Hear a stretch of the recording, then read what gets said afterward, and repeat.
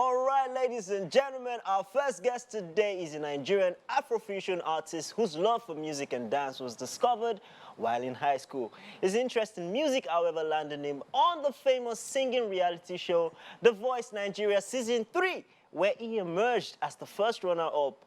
Join us in welcoming to the show, ladies and gentlemen, today, KPEE.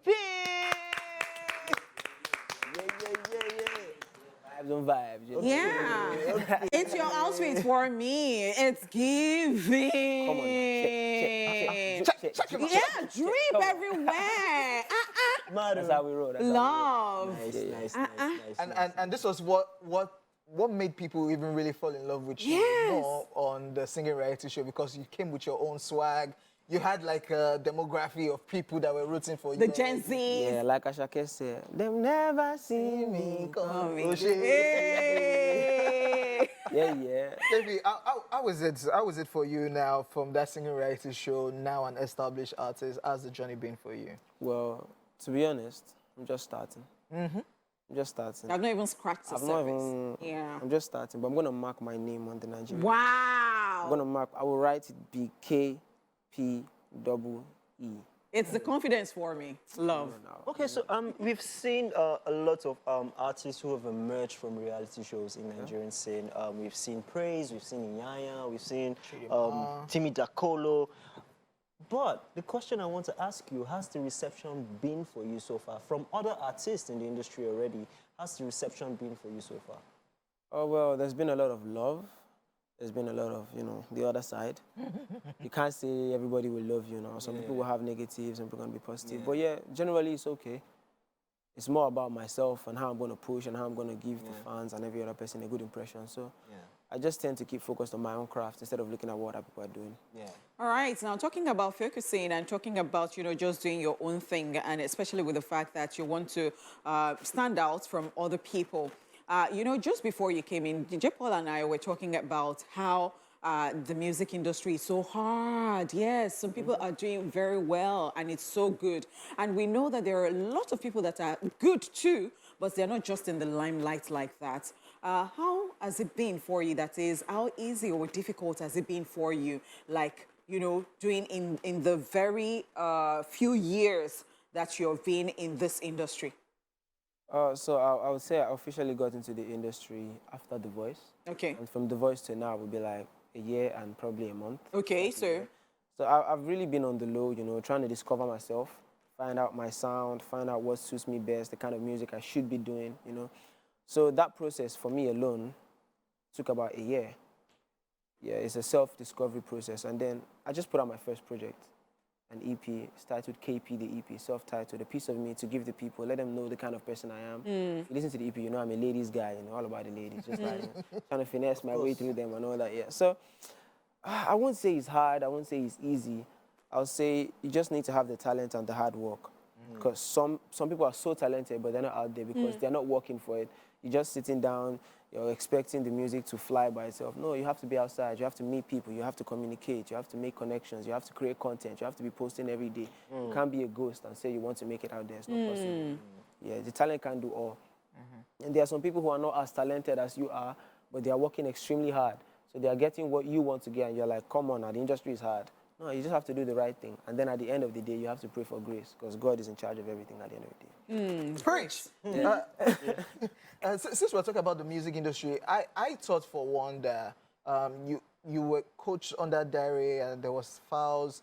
I for one thought maybe you were under Dare at Alade one time. What is it like for you now? Do you have a record label on your own that you're pushing, or you're under a bigger umbrella? What's it like for you? Well, so after The Voice, it was just like coaching, The Voice was about coaching, and also, we just had a relationship after that, a couple of advice here and there.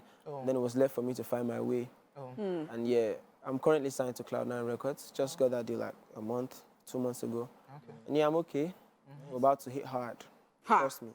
This one that you have been signed to a record label, I want to quickly jump on that, because you see, Nigerian we are always here.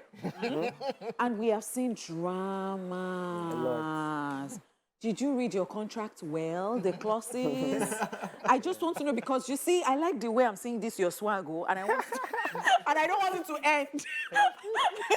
So, did you? I mean, what about the contracts? Was it favorable for you? And I hope that we're not going to be hearing anything funny. Oh, sorry, they want to No, rip you me. know, for me to just be getting signed now after a long time, you should know I've seen a lot. I've seen a lot of paperwork that I had to reject. You know, they can use the You got flashy- your lawyer too. Come on, more than enough. You know, they can use the flashy life to try and bring you in, but it's a lot to say no to it when you've seen the contract itself. Yeah, I've been through it. I looked through it. It was good. I'm okay. Everybody has a story. I mean, Wizkid has a story from Ojo Elegba. Yeah. Everybody has a story on their journey to this music. I want to hear from you. What's that one story, one experience in your life as an artist that when you look back on, you be like, I have actually suffered. I've done. Like, what's that one thing you just laugh about when you think about it? So I've never actually said this before anywhere. Never. This is the first time I'm going to say this. So I was born with a silverish spoon. Okay. Not silver, silverish. Till I was like 13. I was born in Festac, yeah? So at that age, my dad got a stroke. Oh, wow. So everything Just went down. went back. Then we had to move to Yanoba. That's when I joined the ghetto life. Oh, boy. Then from Yanoba, we came down to Maza, where it now became the real ghetto. I had to sell water, bags of water in a truck. I pushed that in the morning from like 5:30 till 6. Then I go to school, come back in the evening, go other rounds again. But it's not something I like saying. I don't like talking about it because everybody feels like one artist to come outside and say, I get it. I saw came rap from the poetry gutter. and it. But it doesn't really happen like that. And my mom was always there to work and all. So we never actually felt that we were suffering. We just felt happy about life. So I always give thanks to my mom because she never let us see the downside of life, no matter how bad things were. So yeah. How were you able to go through all that experience and still, hold on to your love for music and not even get derailed by all the bad things happening around you and, bad company or bad friends or anything? Like, you stayed on course to your love for music. There's something people always say, yeah? Those bad times are what give us the story to talk about. Yeah. Imagine pushing a truck of water with an earpiece in your ear. You're still listening to the music, still listening to beats, and I might see something on the road that entices me. I'm like, okay, let me sing about this. So everything still builds into the story of how we got here today. Wow. It's a beautiful story. Amazing. So you come in first runner-up on the show. Did you? How was it like for you on that stage? Like that should be made winning the show. And did you get all those regular statements of, I asked Komame recently, she said people should stop using her as a yardstick, that when they say, oh, it's not by the winner of the show, look at me.